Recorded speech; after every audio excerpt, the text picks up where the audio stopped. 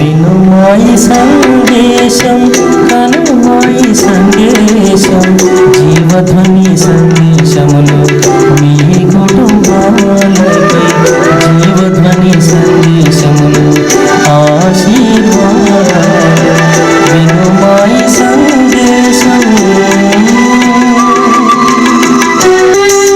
జీవధ్వని సందేశం మీరు వింటే కష్టాలు కన్నీళ్ళు మీకు ఉండవు. జీవధ్వని సందేశం మీరు వింటే కష్టాలు కన్నీళ్ళు మీకు ఉండవు. జీవధ్వని సందేశం వింటున్న మీకు మా జీవం కలిగిన దేవుని మందిరం పక్షాన మీకు నా వందనాలు. ఈ కార్యక్రమానికి ముందుగా ఒక పాట విని ఆలకిద్దాం. ఈ ఛానల్ తిప్పకుండా చూడండి, మీ జీవితంలో అద్భుతాలు జరుగుతాయి.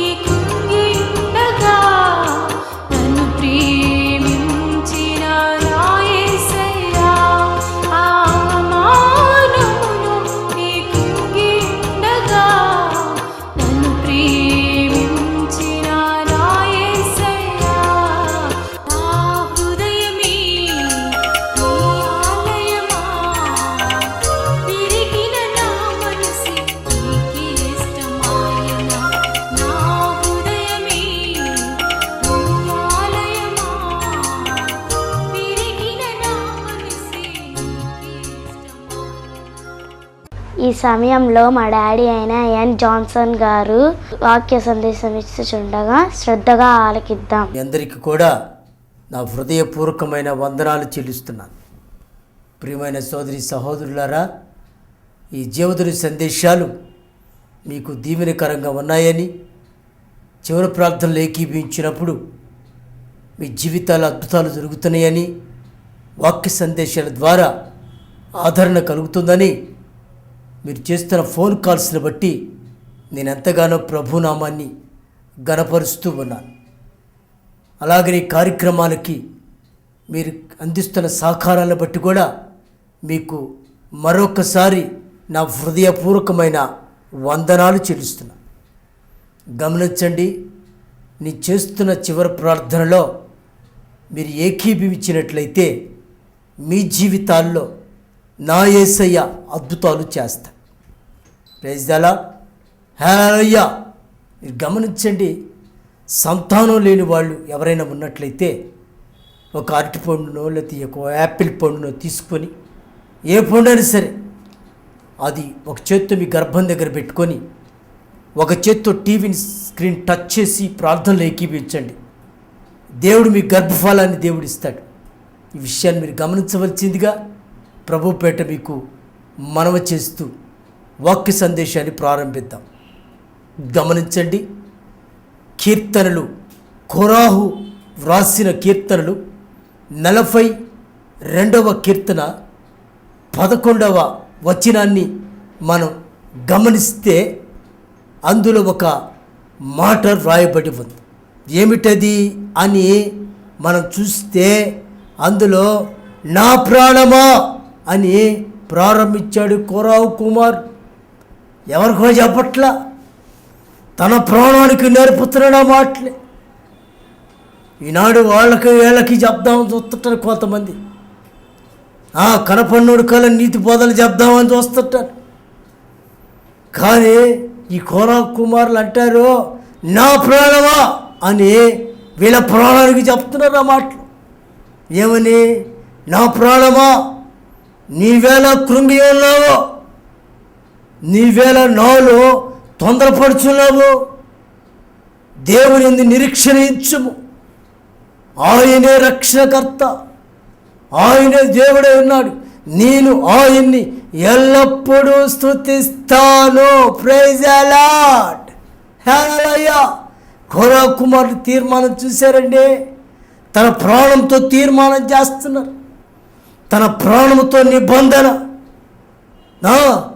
నా ప్రియమైన దేవుని బిడ్డలారా, మనిషిలో ఉండే ప్రాణాత్మ శరీరాలు ఆయన నామాన్ని గణపరచగలిగి ఉండాలి. ప్రాణము అంటే ఏంటి అర్థం తెలుసా? రక్తము. రక్తము, నీ రక్తములో ప్రతి కణం, తెల్ల రక్త కణాలు, ఎర్ర రక్త కణాలనే ఉంటాయి కదా.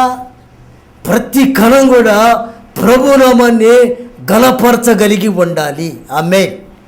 ప్రభునామాన్ని స్తుతించగలిగి ఉండాలి. కొంతమంది అంటారు, అబ్బాయి ప్రార్థన చేయి అంటారు. వీళ్ళు ప్రార్థన చేయి, అయ్యా మా గురించి ప్రార్థన చేయని, మా గురించి ప్రార్థన చేయని అంటారు. మంచిదే, కానీ నీవు కూడా చెప్పుకోవాలి, నా ప్రాణమా తొందరపడబాక, కంగారు పడబాక, స్తుతించు. ఎవరిని? నా యేసయ్యని స్తుతించు. Praise the lord. Hallelujah, hallelujah. కనుక నా ప్రియమైన సోదరి సహోదరులారా, ఈ రోజున దేవుడు మీతో మాట్లాడుతున్న మాట ఏంటో తెలుసా? నీ ప్రాణానికి కూడా నువ్వు నేర్పాల్సింది ఒకటి ఉంది. ఏంటి తెలుసా? దేవుణ్ణి స్తుతించే విషయం నీ ప్రాణానికి నువ్వు నేర్పగలిగితే ఆ ప్రాణం అంట ఆయన్నే స్తుతించడం మొదలుపెట్టిందంట. ఆమేన్. హల్లెలూయా. మీరు గమనిస్తే దావీదు కూడా తన ప్రాణంతో మాట్లాడుతున్నాడు.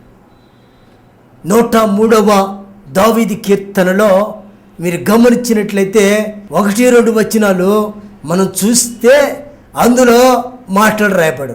ఏమిటో తెలుసా? దావీదు ఏమంటున్నాడు తెలుసా? నా ప్రాణమా అంటున్నాడు దావీదు. చూసారా, ఎవరికో చెప్పట్లే మనిషి. నా ప్రాణమా యెహోవాని సన్నుతించము. Praise the lord. హల్లెలూయా. చూసారా, కోరాహు కుమారుడు చూస్తే నా ప్రాణమా నీవేళ తొందరపడుతున్నావు, నీవేళ కృంగిపోతున్నావు, నీ దేవుని స్తుతించు అని అంటారు కోరాహు కుమార్. ఇక్కడ దావీదు భక్తుడు చూస్తే దావీదు భక్తుడు కూడా అంటున్నాడు, నా ప్రాణమా యెహోవాని సన్నుతించు. అని ఆయన చేసిన ఉపకారములలో దేనిని మర్చిపోవద్దు ఆయన అంటున్నాడు.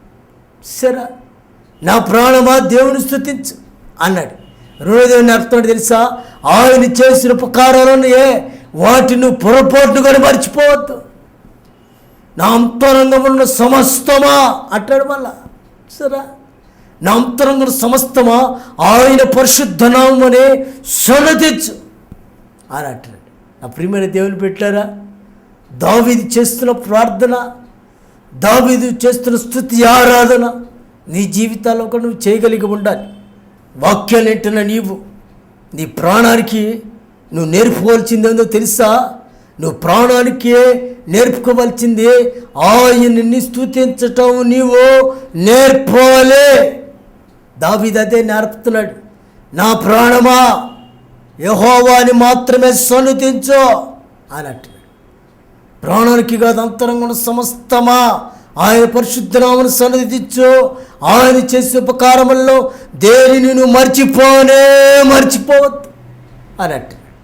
కనుక నా ప్రియమైన దేవుని బిడ్డలారా, చాలామంది ఏం చేస్తారో తెలుసండి, దేవుడు చేసిన మేలుని మర్చిపోతారు.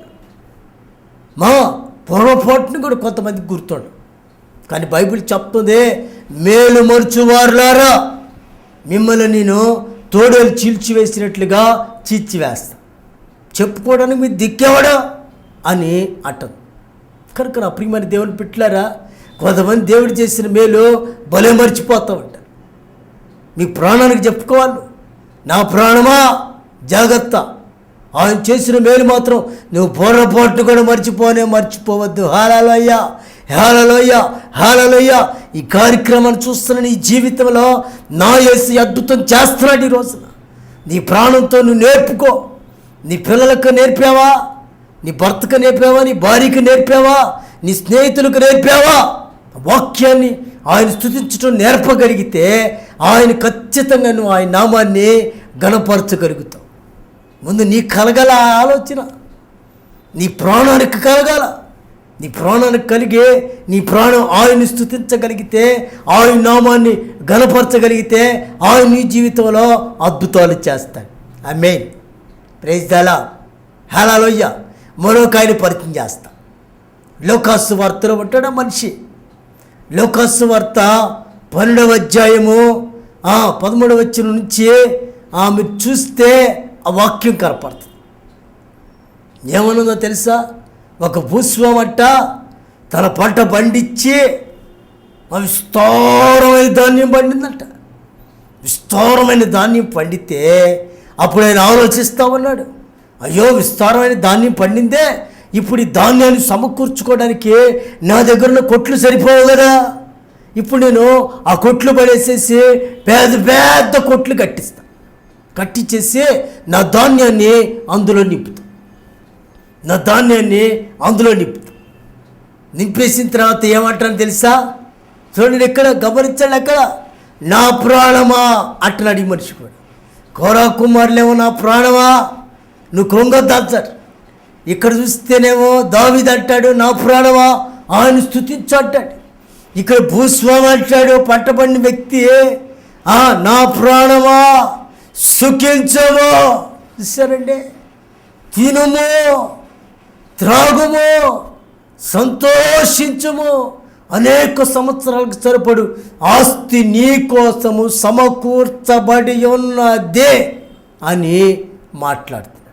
నా ప్రియమైన దేవుని బిడ్డలారా, ఈ భూస్వామి అయ్యో పోయిన సంవత్సరం కంటే ఈ సంవత్సరం విస్తారమైన పంట పండింది కదా, నాకు దేవుని నామాన్ని గణపరచాలి కదా, దేవునికి ఇవ్వాల్సిన భాగం దేవునికి ఇవ్వాలి కదా, చెప్పవలసిన సాక్ష్యం చెప్పాలి కదా అని అనుకోవట్లేదు మనిషి ఏమంటాడు తెలుసా? నా ప్రాణమా సుఖించో, తినో, త్రాగో, సంతోషించో, గంతులు వేసాయి, అనేక సంవత్సరాల తరబడి ఆస్తి నీ కోసము సమకూర్చబడి ఉన్నది అన్నాడు.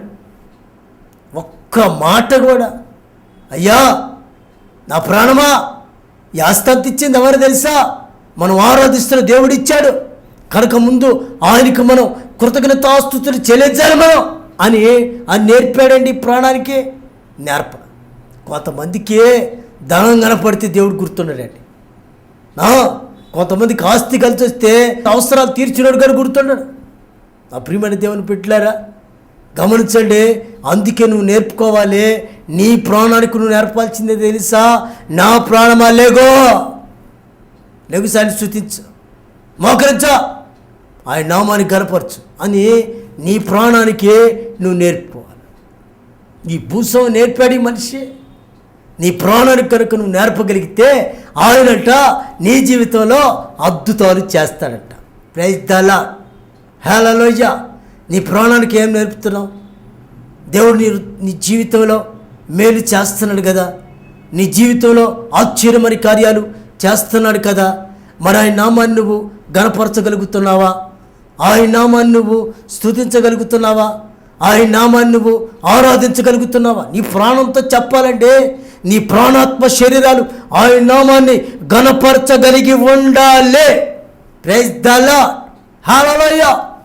కనుక వాక్యాన్ని వింటున్న ప్రియ సోదరి సహోదరుడా, పరిశుద్ధ గ్రంథం నుంచి మీకు నేను మరొక వ్యక్తిని పరిచయం చేస్తాను. ఈయన గురించి దేవుడు ఒక మంచి సాక్ష్యం ఇచ్చాడు, యథార్థవంతుడైన సాక్ష్యం ఇచ్చాడు.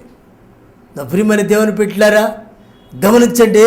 ఈ మనిషికి ఒక రోజున ఒక భయంకరమైన పరిస్థితులు ఏర్పడ్డాయి. మీరు గమనిస్తే యోబు గ్రంథం 1వ అధ్యాయము 20వ వచనం మనం చూస్తే కొన్ని మాటలు అక్కడ మనకి కనిపిస్తాయి.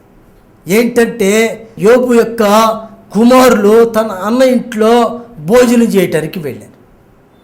అయితే అక్కడ ఎద్దులు నాగలు దున్నుచు గాడిదలు తన సమీపం మేపుతుండగా షేబాయులు అనేవాళ్ళు వచ్చి, శత్రువులు వచ్చి పనివారినందరూ హతము చేసి ఎద్దులు గాడిదలు తీసుకుని వెళ్ళిపోతే ఒకడు పరిగెత్తుకుంటూ వచ్చాడు. ప్రాణాలతో విడిచిపెట్టేట్టున్నారు వాళ్ళు. పరిగెత్తుకుంటూ యోబు కాడికి వచ్చి, అయ్యా అయ్యా అయ్యా అయ్యా, ఎద్దులు దున్నుతూనే నాగలే, మరి గాడిద సమీపం మేపుతుండగా మరి షేబాయులనే మన శత్రువులు వచ్చి పనివారిని చంపేశారు, నా ఎద్దుల్ని గాడిదలు తీసుకెళ్ళిపోయారు బాబు, నేను ఒక్కడిని మిగిలి వచ్చి ఈ విషయం చెప్పడానికి తప్పించుకొని వచ్చా అని చెప్పి ఈ విషయం చెప్పకముందే మరొకడు పరిగెత్తుకుంటూ వచ్చాడు. మరొకడు పరిగెత్తి అయ్యా అంటాడయ్యా, అయ్యా గొర్రెలు మేస్తా ఉంటే ఆకాశంలో చడ్డి దిగొచ్చి గొర్రెలు గాలి చేసింది బాబు, పనులు గాలి చేసింది, ఈ విషయం చెప్పడానికి నేను ఒక్కడే తప్పించబడి ఈ విషయాన్ని నీకు చెప్తున్నా అన్నాడు. మరొక వ్యక్తి గబగబా పరిగెత్తుకుంటూ వచ్చేసి, అయ్యా గమనించయ్యా, కల్దీని 3 సమూహాలుగా వచ్చేసేసి ఒట్టిల మీద పడి ఒట్టిలు తీసుకెళ్ళిపోయి పనివారిని అర్థం చేసేసి అందరూ చెప్పేశారు బాబు, నేను తప్పించుకొని వచ్చాను ఈ విషయం నీకు చెప్పడానికి అన్నాడు. చూసారండి, ఒకటి మీద ఒకటి ఆయనకి అన్ని చెడు వార్తలు తెలుస్తున్నాయి. వీలోపు ఒకడు పరిగెత్తుకుంటూ వచ్చి యోబు దగ్గరికి వచ్చి, అయ్యా అయ్యా మీ బిడ్డలందరూ వారి పెద్దనింట్లో భోజనం చేయడానికి వెళ్ళారు కదా, వాళ్ళు భోజనం చేసి ద్రాక్షరసం తాగుతూ ఉంటే అరణ్యం నుంచి ఒక సుడిగాలు వచ్చి ఇంటి మీద కట్టగా 4 మూలల మీద కొట్టగా ఇల్లు కూడబడిపోయింది, నీ పిల్లలందరూ చచ్చిపోయారు అన్నాడు. అనగానే యోబు ఏం చేస్తాడో తెలుసా?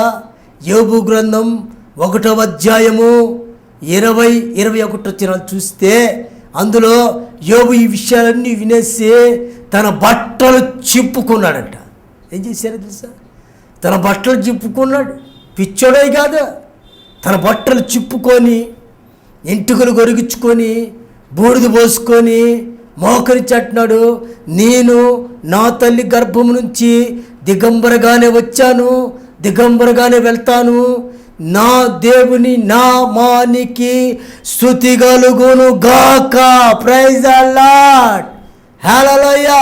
చూసారంటే ఇన్ని సమస్యలు వచ్చినా, ఇన్ని బాధలు వచ్చినా, ఇన్ని కష్టాలు వచ్చినా యోబు అంటున్నాడు, చూసావా, దేవుని నామానికి స్తుతి కలుగును గాక అని తన ప్రాణానికి నేర్పుకున్నాడు. కనుక తన ప్రాణము ఎన్ని బాధలు ఉన్నా, ఎన్ని కష్టాలు ఉన్నా దేవుని నామాన్ని స్తుతించగలుగుతుంది.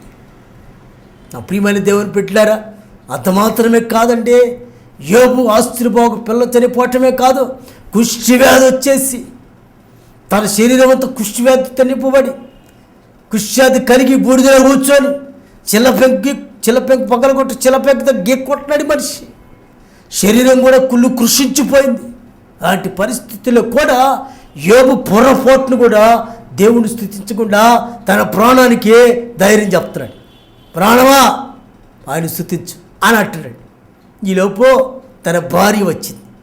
భార్య వచ్చి, ఏమయ్యా ఆస్తులు పోయాయి, పిల్లలు పోయారు, నువ్వు చూస్తేనే నీకు రాగం వచ్చింది, ఇంకా దేవుడు దేవుడు దేవుడు అంటావు ఎందుకయ్యా, ఆయన దూషించి చచ్చిపో అలాట.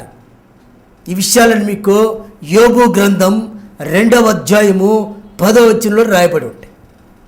ఏమన్నా తెలుసా? దేవుణ్ణి దూషించే చచ్చిపో అనగానే యోబు ఏమన్నాడో తెలుసండి? మూర్ఖురాలు మాట్లాడినట్టు మాట్లాడుతున్నావా? దేవుడి వల్ల మనం మేలే కానీ కీడు అనుభవించకూడదా అని అన్నాడు. ఆ ప్రియమైన దేవుడు బిడ్డలారా, సరే ఎంత చక్కని మాట అండి. కొంతమంది దేవుడు మేలు చేస్తేనేమో సంకల కొట్టుకుంటూ చెప్తారు. మా శ్రమల బాధలు వస్తేనే ఏం చేశాడంటే మాకు దేవుడు మేలు, మాకు ఏం చేయలే దేవుడు మాకు మేలు అంట. అసలు బతుకోవటమే మేలు చేసినట్టు. ఆయన నామాన్ని అలాంటి పరిస్థితుల్లో కూడా ఆయన నామాన్ని ఘనపరుస్తూనే ఉన్నాడు. కారణం ఏంటో తెలుసా? యోబు తన ప్రాణానికి నేర్పుకున్నాడు. ఏమన్నా తెలుసా? నా ప్రాణమా, ఎన్ని ఇబ్బందులు వచ్చినా ఎన్ని కష్టాలు వచ్చినా నీవు మాత్రం దేవుడి నామాన్ని స్తుతిస్తానే ఉండాలి. కనుక ఈ రోజున వాక్యం వెంటనే నీవు ఆయన నామాన్ని ఘనపరచగలిగితే, స్తుతించగలిగితే ఆయన నీ జీవితంలో అద్భుతం చేస్తాడు. మీరు ఇంకా గమనిస్తే యోబు గ్రంథం 42వ అధ్యాయం 10వ వచనంలో యోబు తన స్నేహితులు కూడా ఆయన దూషించారు. కానీ భార్య దూషించినా స్నేహితులు దూషించినా ఆయన మాత్రం దేవుణ్ణి విడిచిపెట్టకుండా దేవుణ్ణి స్తుతిస్తానే ఉన్నాడు. 42వ అధ్యాయం 10వ వచనం యోబు గ్రంథంలో చూస్తే యోబు తన స్నేహితుల కోసం ప్రార్థన చేస్తున్నాడట. ప్రార్థన చేస్తుంటే దేవుడు యోబుకు కలిగిన దానికంటే 200 ఆశీర్వాదాన్ని దేవుడు యోబుకు కలుగు చేశాడంట. ప్రైజ్ ద లార్డ్, హల్లెలూయా. నా ప్రియమైన దేవుని బిడ్డలారా, వాక్యాన్ని వింటున్నారు కదా, నీ జీవితంలో 200 ఆశీర్వాదం రావాలంటే, నీ జీవితంలో ప్రతి కీడు కొట్టివేయబడాలంటే, నీ జీవితంలో ప్రతి శాపం కొట్టివేయబడాలంటే నువ్వేం చేయాలి తెలుసా? నీ ప్రాణానికి నేర్పాలి, నా ప్రాణమా యెహోవాని సన్నిధించుము, నా అంతరంగము సమస్తమా ఆయన పరిశుద్ధ నామమును సన్నిధించుము అని నేర్పగలిగితే ఆయన నీకు రెట్టింపు ఆశీర్వాదాలైనా కలుగు చేస్తాడు. ప్రైజ్ ద లార్డ్, హల్లెలూయా. కనుక వాక్యాన్ని వింటాను నీవు కోరా కుమారులాగా నీ ప్రాణానికి నువ్వు చెప్పుకో, తొందరపడకూడదు, కుంగిపోవద్దు అని నిన్ను నీవే బలపరుచుకునే మాటలు నీ ప్రాణానికి నేర్పగలిగి ఉండాలి. దావీదులాగా నీ ప్రాణాన్ని బలపరుచుకోవాలి. అట్లాగని భూస్వామిలాగా తినుము త్రాగు సుఖించము అన్నావా? అన్న భూస్వామిని ఏమన్నాడు తెలుసా దేవుడు? వెర్రివాడా, ఈ రాత్రి నీ ప్రాణాన్ని అడుగుతున్నారు, నువ్వు సంపాదించినంత ఎవడి వశం అవుతుంది అన్నాడు.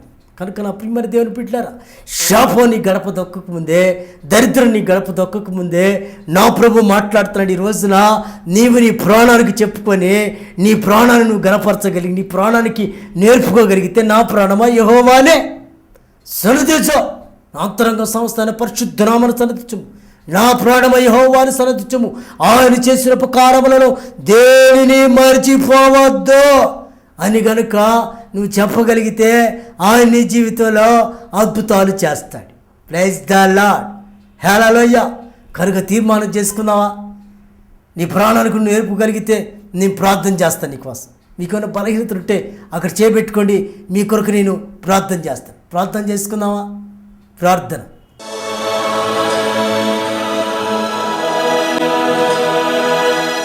ప్రేమగల మా తండ్రి, పరిశుద్ధుడాని ఘనమైన పాదలకాయ స్తోత్రాలు.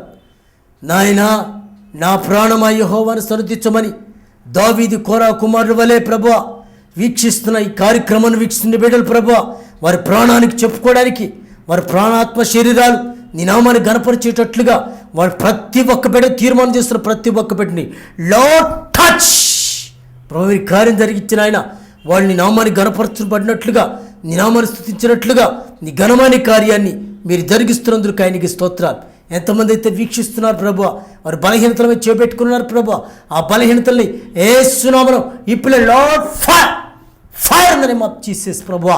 నైనా మైగ్రేన్ తలనొప్పులే సరే ప్రభా, అపెక్టిస్ పెయిన్ సరే ప్రభా, స్పాండిలైటిస్ సరే ప్రభా, మోకాళ్ళ నొప్పులు, నడుము నొప్పులు ప్రభా, కిడ్నీ రాళ్ళు యేసుక్రీస్తు నామములో లార్డ్ టచ్ ఫైర్ ఖాతారాబా తురిమిరికాలామా దునమరికాలాబా చురికాలాబా అద్భుతాలు విడుదల కలుగు చేయండి ఆయన. క్యాన్సర్ గడ్డలో యేసుక్రీస్తు కరిగిపోవుగా కానీ ఆజ్ఞాపిస్తున్నా. హెచ్ఐవి, షుగర్, బీపీ, అల్సర్ నేను అద్భుతాలు విడుదల కలుగు చేయండి. లార్డ్ టచ్ అలా తాకడ ప్రతి శరీర పడుతున్న ఇప్పుడే యేసునామములో బయటకే పొమ్మని ఆజ్ఞాపిస్తున్నా. లో ఫైర్ ఫైర్ ఫైర్ అని మాకు చేసేసి అద్భుతం విడుదల కలుగు చేయండి. సంతానం లేక బాధపడుతున్న బిడ్డలకి ఇప్పుడు యేసుక్రీస్తు శక్తిగా నామములో సంతాన గర్భాన్ని తెరమని ప్రార్థన చేస్తున్నాం. లో ఫైర్ అభిషేకం లేని బిడ్డలకి ఇప్పుడు అభిషేకం ట్రాన్స్ఫర్ అవుతుండగా నీ అభిషేకంతో ఇప్పుడు ప్రభా లో టచ్ రికారాబా తురిమిరికారాలమా దునిమిరికారాబా చలమా అద్భుతాలు విడుదల కలుగు చేసి మీరే ముట్టి బాగు చేయమని స్వస్థపరచమని యేసునామములో అడుగుచున్నాము తండ్రి. ఆమేన్ ఆమేన్ ఆమేన్. ప్రభునందు ప్రియ దేవుని బిడ్డలారా, ఈ కార్యక్రమం చూసిన మీ జీవితాల్లో దేవుడు అద్భుతం చేశాడు. మీ శరీరాలు పరీక్షించుకోండి.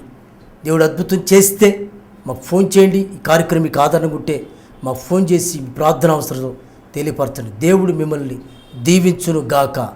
ఆమేన్ ఆమేన్. వందనాలు. ప్రభునందు ప్రియ దేవుని బిడ్డలారా, ఈ కార్యక్రమం మీకు దీవెనకరంగా ఉన్నట్లయితే ఖచ్చితంగా ఈ భారభరితమైన పరిచర్యకి మీరు సహకరించాలనుకుంటున్నారా? తప్పనిసరిగా మా పరిచర్యలో మీరు పాలుభాగస్తులు కావండి. ఈ ఎపిసోడ్కి ఒక్కొక్క ఎపిసోడ్కి అయ్యే ఖర్చు కేవలం ₹1,000 మాత్రమే. ఆ ₹1,000 కనుక మీరు స్పాన్సర్ చేయగలిగితే ఈ కార్యక్రమం ద్వారా అనేక మంది, లక్షల మందికి దేవుని యొక్క సువార్త అందించడానికి మీరు కూడా పాలుభాగస్తులు అవ్వాలని ప్రభు పేట మీకు నేను మనవి చేస్తున్నాను. ఈ స్క్రీన్ మీద కనపడుతున్న ఈ నెంబర్కి మాకు ఫోన్ చేయండి. మా అకౌంట్ వివరాలు తెలుసుకోండి. ఖచ్చితంగా మీరు మా పరిచర్యలో మీరు సహకరించి దేవుని యొక్క దీవెనలు పొందవలసిందిగా ప్రభు పేరిట మీకు నేను మనవి చేస్తున్నాను. దేవుడు మిమ్మల్ని దీవించునుగాక. ఆమేన్ ఆమేన్ ఆమేన్. ప్రైజ్ అలా. ఈ కార్యక్రమం మీకు దీవెనకరంగా ఉన్నట్లయితే మమ్మల్ని సంప్రదించండి. మా చిరునామా జీవం కలిగిన దేవుని మందిరం, శారదా కాలనీ, 29వ లైన్ చివర, గుంటూరు. మా ఫోన్ నంబర్లు 9848473144. మరొక నెంబరు 8008886257. ఈ ఆధ్యాత్మిక కార్యక్రమంకు స్పాన్సర్ చేయదలిచిన వారు ఆన్లైన్ అకౌంట్ ద్వారా పంపించగలరు. మా account number N Johnson, account number SBI 302329444725, Arundelpet, Guntur. IFSC code SBIN 00001014.